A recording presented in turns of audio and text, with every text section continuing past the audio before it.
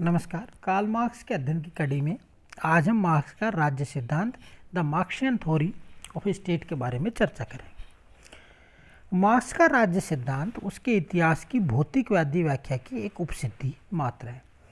इस सिद्धांत द्वारा पूंजीवाद के साम्यवादी व्यवस्था में आने के मूलतः क्रांतिकारी स्वरूप पर और भी अधिक प्रकाश पड़ता है। मार्क्स इस बारे में मौन है कि क्रांति के बाद समाज की रचना क्या होगी और राज्य के कार्य क्या होंगे। तथापि उनकी और एंजिल्स की रचनाएं राज्य सिद्धांत को अवश्य ही स्पष्ट करती हैं। राज्य का परंपरागत अथवा प्राचीन सिद्धांत राज्य को एक निगमनात्मक समूह मानता है जिसमें विभिन्न समूह अथवा वर्ग सबके समान कल्याण के लिए परस्पर सहयोग करते हैं। अरस्तु कहते हैं कि राज्य का जन्म जीवन के लिए हुआ है और शुभ जीवन के लिए ही उसका अस्तित्व है। राज्य उन परिस्थितियों का जन्म देता है जिनमें रहकर प्रत्येक नागरिक अपने व्यक्तित्व का पूर्ण और स्वतंत्र विकास करता है। राज्य एक ऐसा धरातल प्रदान करता है जिस पर मनुष्य नागरिकों के रूप में समान कल्याण की वृद्धि के लिए पारस्परिक सहयोग की ओर उन्मुख होते हैं तथा जाति, वर्ण, धर्म, वर्ग आदि की संकुचित भावनाओं से ऊपर उठने का प्रयत्न करते हैं।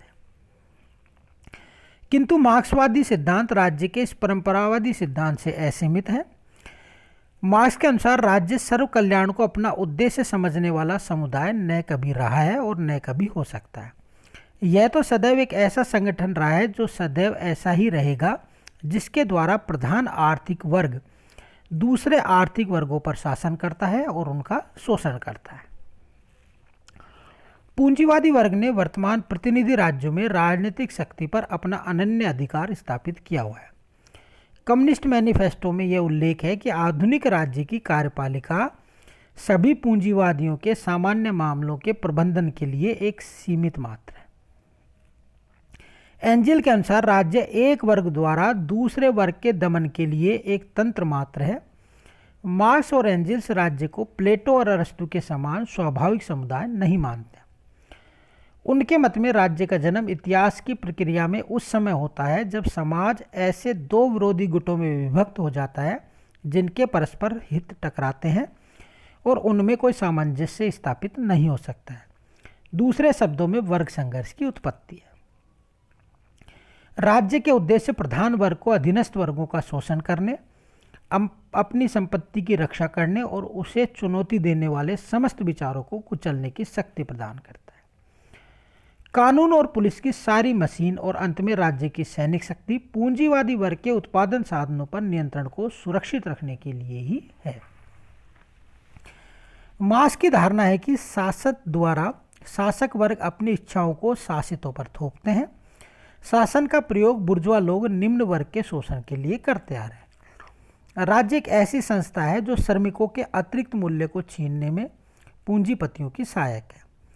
पूंजीवाद के हितों की रक्षा के लिए राज्य न केवल पुलिस और सैनिक शक्ति की व्यवस्था करता है बल्कि राज्य की न्याय प्रणाली भी इसमें सहायक होती है।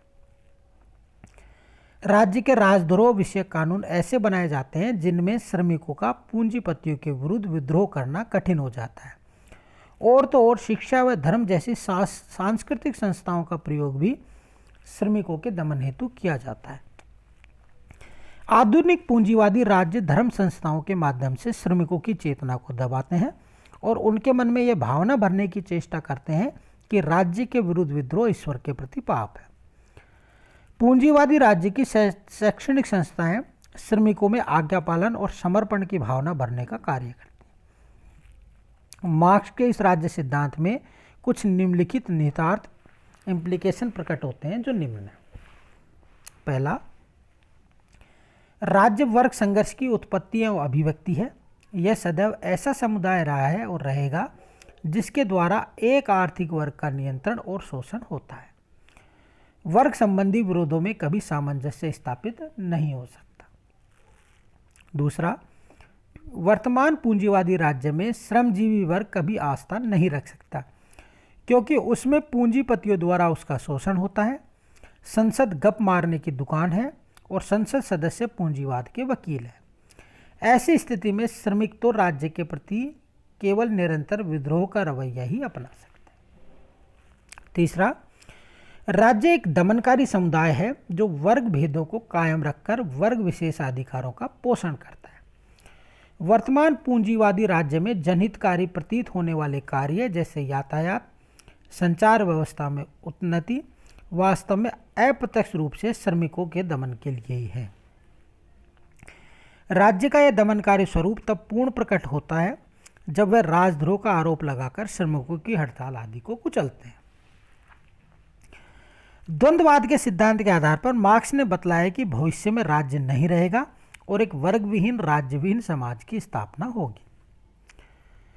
पूंजीवादी समाज वर्ग संघर्ष एवं श्रमिकों के शोषण का शीघ्रातिशीघ्र अंत करने के लिए एकमात्र उपाय क्रांति है, और क्योंकि पूंजीवादी व्यवस्था में राज्य शोषक वर्ग की सहायता करता है और इसके लिए भरपूर बल प्रयोग करता है, इसलिए राज्य का अंत उससे अधिक बल प्रयोग द्वारा किया जा सकता है।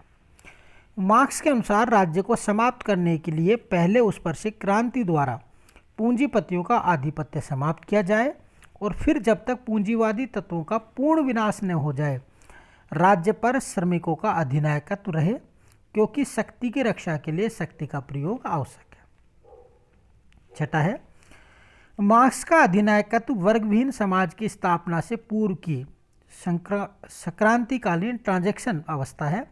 मार्क्स ने अपने क्रिटिसिज्म ऑफ द गोटा प्रोग्राम में लिखा है कि पूंजीवाद और साम्यवादी शासन समाज के बीच एक दूसरे में परिवर्तित होने का क्रांतिकारी काल रहा है। इसी के अनुरूप एक राजनीतिक संक्रांति काल भी होता है जो केवल क्रांतिकारी श्रमजीवी वर्ग की तानाशाही ही हो सकता है। सर्वहारा वर्ग के अधिनायकत्व के अंतर्गत राज्य में वर्ग संघर्ष का अंत हो जाएगा और समाज में सभी के स्वतंत्र विकास के लिए शर्त होगी प्रत्येक व्यक्ति का स्वतंत्र विकास। यह श्रमजीवी अधिनायकत्व के पक्ष में मार्क्स यह तर्क देता है कि राजनीतिक प्रजातंत्र के अंतर्गत भी जब तक उत्पादन के साधनों पर थोड़े से व्यक्तियों का स्वामित्व रहता है, व्यवहार से एक प्रकार का वर्गीय अधिनायकत्व कायम रहता है। मार्क्स के अनुसार सर्वहारा वर्ग का अधिनायकत्व एक प्रकार से मजदूर के प्रजातंत्र का रूप धारण कर लेता है, जहां पहले राज्य के वर्ग भेद कायम रहते हैं और पूंजीवादी शासन का स्थायित्व ऐसे ही भेदों पर निर्भर करता है। वह दूसरे प्रकार के अधिनायक का उद्देश्य सभी वर्गों का उन्मूलन कर अपने अंत के लिए मार्ग प्रशस्त करना होता है। जब राज्य वास्तव में संपूर्ण समाज का प्रतिनिधि बन जाएगा और वर्ग भेद न रहेंगे तो राज्य अनावश्यक हो जाएगा। इस अवस्था में वाद और प्रतिवाद का अंतिम समन्वय और आवश्यकता राज्य से उठकर मनुष्य समाजवादी स्वतंत्र राज्य में प्रवेश कर जाएगा। मार्क्स के राज्य सिद्धांत की आलोचना। मार्क्स के राज्य सिद्धांत का खंडन उसके वर्ग संघर्ष के सिद्धांत के खंडन में ही निहित है। अतः इतना ही लिखना पर्याप्त है कि राज्य सिद्धांत की इस मार्क्सवादी धारणा को मान्य नहीं ठहराया जा सकता कि राज्य वर्ग प्रभुत्व और दमन का यंत्र है। मार्क्सवादी सिद्धांत राज्य के अधिक पूर्ण और अधिक सच्चे स्वरूप की उपेक्षा कर केवल एक रोगग्रस्त राज्य का अध्ययन करता है। यद्यपि यह सत्य है कि शासक वर्ग सदैव ही संकीर्ण स्वार्थों से मुक्त नहीं रहा है और अनेक अवसरों पर उसने वर्ग विशेष के हितों की सिद्धि का प्रयास किया है, तथापि इन्हीं उदाहरणों का आश्रय लेकर राज्य के संपूर्ण सिद्धांत का निर्माण कर देना एक ऐसी बात है जैसे चोरों, डाकुओं, हत्यारों आदि के अपराधी प्रवृत्ति के आधार पर मानव स्वभाव के सिद्धांत की रचना करना। अनेक शासक अपनी न्यायप्रियता और उदारता के लिए विश्व में प्रशंसित हैं। उन्होंने अपना समग्र जीवन मानव समाज के कल्याण में ही लगा दिया था। Thank you.